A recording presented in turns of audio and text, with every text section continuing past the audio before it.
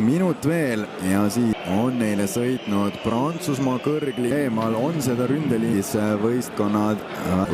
on väljakul, suure mängu hõngu.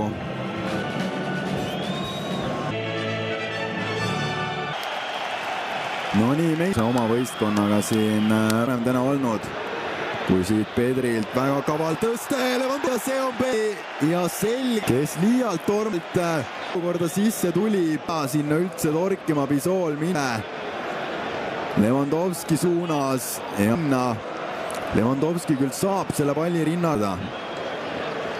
ei olnud rahat, ainus viik tehti Leverk, aga lisaks sellele võidetud kohustuslikud võidud ära, mis on nad siia tabeli tiinud, siis ka Sturm Graz ja ei lähe siit ise tsenderdama, tuleb pehme tõste Pedri poolt, head Barcelona värava võimalust Rafinhale, Rafinha sealt värava ette on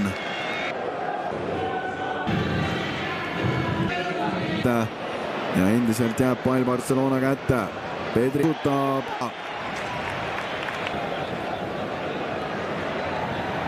jõuab ka siia meil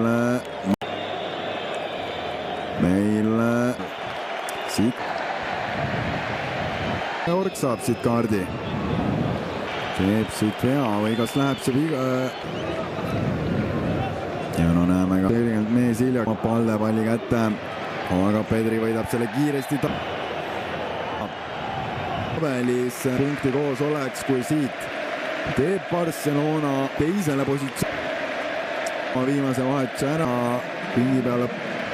väga korraliku väravat.